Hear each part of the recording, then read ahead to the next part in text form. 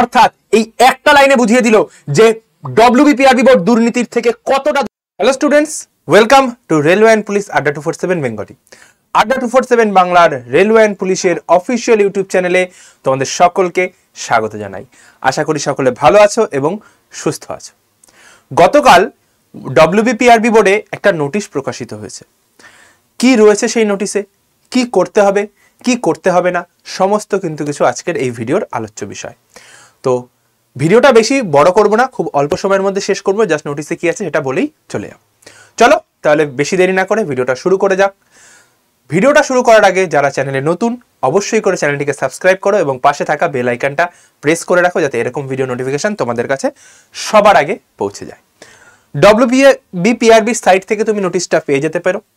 আর যদি মনে করো যে না, খুঁজে পাচ্ছি না, গোপীনাথ স্যার আড্ডা 24/7 বেঙ্গলিতে চলে আসো, এখানটাতেও কিন্তু তুমি তোমার নোটিশটা পেয়ে যাবে যে আমি আপলোড করে দিয়েছি। এই গেল বিষয়বস্তু। এবার আসি নোটিশটায় কি কি বলেছে। বলছে the aspiring candidates for the post constable in West Bengal are requested to keep the following documents ready. মানে জাস্ট এই ডকুমেন্টসগুলো রেডি রাখতে বলছে, এগুলো নিয়ে এক্সাম হলে যেতে হবে না। অনেকে বলছে যে এক্সাম হলে যেতে হবে, এই করতে হবে সেই করতে হবে, এক্সাম হলে যেতে হবে না। অরিজিনাল আধার কার্ড, এজ প্রুফ হিসাবে মাধ্যমিকের অ্যাডমিট কার্ড, তারপর proof of minimum educational qualification যেটা রয়েছে তোমার, তুমি সেটা দেবে। কোন ডেট হিসেবে? 5/4/2024 এই হিসেবে তোমাকে দিতে হবে। 5th এপ্রিল 2024 গেল। কাস্ট সার্টিফিকেট যদি থেকে থাকে, যা কাস্ট সার্টিফিকেট রয়েছে সেটা। আর কি? For EWS candidates and OBC candidates whose category either removed or added or interchanged in the current existing lists of category of government of West Bengal have to ব্যাস। তো এই গেল বিষয়, মানে যাদের চেঞ্জ হয়েছে সেই চেঞ্জ ডকুমেন্টসটাও কিন্তু তোমার রাখতে হবে। এবার ডোমিসাইল সার্টিফিকেট, যারা দার্জিলিং কালিম্পং এ রয়েছে তাদের ডোমিসাইল। আর কি?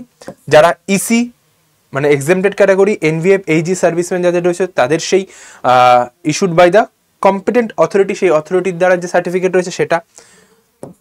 সিভিক ভলেন্টিয়ারদের এনরোলের সময় যে সার্টিফিকেট দেয় সেটা সিভিক ভলেন্টিয়ারদের রাখতে হবে। আর কোনটা? থার্ড জেন্ডারদের যেটা রয়েছে সেটা। গোর্খা গাওয়ালিদের কমিউনিটি সার্টিফিকেট। আর কি? রিলেভেন্ট সার্টিফিকেট যদি ডিসচার্জ অর্ডার আর PPO book in the support of claim as ex সার্ভিসম্যানদের, স্পোর্টস পার্সনদের। আর কি? গভর্নমেন্ট এমপ্লয়ীদের নো অবজেকশন সার্টিফিকেট। এগুলো কিন্তু তোমাকে আগে থেকে রেডি রাখতে হবে। এবার স্যার এগুলো দিয়ে কি করব? স্যার এগুলো নিয়ে কি এক্সাম হলে যাব? না ভাই, এগুলো নিয়ে এক্সাম হলে যেতে হবে না। কি বলছে? The candidates who will be called for PET and PMT will have to upload those certificates. মানে ওই যারা মাঠের ডাক পাবে তাদের কি করতে হবে? ওই ডকুমেন্টসগুলো আপলোড করতে হবে অ্যাডমিট কার্ডটা ডাউনলোড করার জন্য। যদি আপলোড করতে না পারে অ্যাডমিট কার্ড ডাউনলোড করতে পারবে না। এবার রয়েছে ট্রিক। কোথায়? দেখো লাস্ট লাইনে বলছে the candidature of the candidate will be rejected. কেন?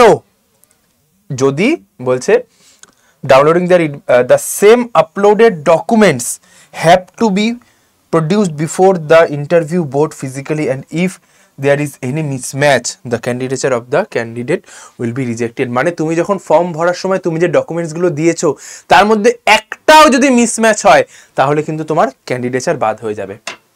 অর্থাৎ এই একটা লাইনে বুঝিয়ে দিল যে ডব্লিউবিপিআরবি বোর্ড দুর্নীতির থেকে কতটা দূরে রয়েছে। এবার যে ওই একটা ডকুমেন্টস যদি মিসম্যাচ হয়ে যায় তাহলে কিন্তু সম্পূর্ণ ক্যান্ডিডেচার বাতিল হয়ে যাবে ভাই, সেই বুঝে। তাহলে বোঝা গেল ওই যে 93, 90, 95 কত হাজার যে ফর্ম বাতিল হয়েছে কেন হচ্ছে? দুর্নীতি মুক্ত পরীক্ষা কিন্তু এবছর হতে চলেছে। চলো, এই গেল পুরো পিডিএফ সংক্রান্ত আলোচনা। এবার যে জিনিসটা বলার, যে এর থেকে তাহলে আমরা কি পাচ্ছি, যে ডব্লিউবিপিআরবি বোর্ড তার এক্সামের যে প্রসেসটা সেটা ফাস্ট করছে। তোমার এক্সাম হয়ে যাওয়ার সাথে সাথেই মানে মোটামুটি যে টাইমটা থাকে তার মধ্যে রেজাল্ট বের করে দেবে, আর মাঠেও কিন্তু বেশি সময় দেবে না। তো যারা এখনো ভাবছে যে প্রিলির পরের জন্য মাঠ, তারপর থেকে মাঠ প্র্যাকটিস করবো, তারা কিন্তু ভাই মাঠ পাস করতে পারবে না। তো সেই জন্য বলছি যে অবশ্যই করে মাঠ প্র্যাকটিস করা শুরু করো, না হলে কিন্তু এই বছরও চাকরিটা হাতছাড়া হয়ে যাবে। এই গেল, সম্পূর্ণটা বলে দিলাম। আর যা যাবতীয় কিছু সেফ অ্যাটেম্প্ট বলো, এসএসসি জিডি রিলেটেড যে কোনো নোটিফিকেশন বলো, ভ্যাকেন্সি রিলেটেড বলো, সমস্ত কিছু আপডেট কোথায় পাবে? রেলওয়ে অ্যান্ড পুলিশ আড্ডা 24/7 বেঙ্গলি চ্যানেলে। চ্যানেলটিকে সাবস্ক্রাইব করে পাশে থাকা বেল আইকনটা প্রেস করে দেবে। সমস্ত আপডেট, সমস্ত নোটিফিকেশন সব তুমি এই চ্যানেলটায় পেয়ে যাবে।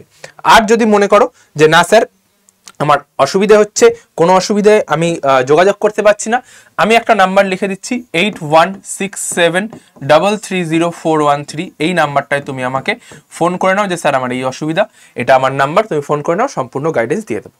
ঠিক আছে, চলো ভিডিওটা আর বেশি লেন্দি করবো না, এই বলে এখানটায় শেষ করবো। আর অবশ্যই করে সকলে এই যে টেলিগ্রাম চ্যানেলটা রয়েছে, এই টেলিগ্রাম চ্যানেলটা জয়েন হয়ে যাও। সমস্ত আপডেট নোটিফিকেশন কিন্তু টেলিগ্রামেও আমি শেয়ার করে দিই। চলো ভিডিওটা এখানটায় শেষ করবো। সকলে ভালো থেকো, সুস্থ থেকো, যুদ্ধে থেকো, মাঠ প্র্যাকটিস কিন্তু চালিয়ে যাও। এবছর সিলেকশন হবেই তোমার।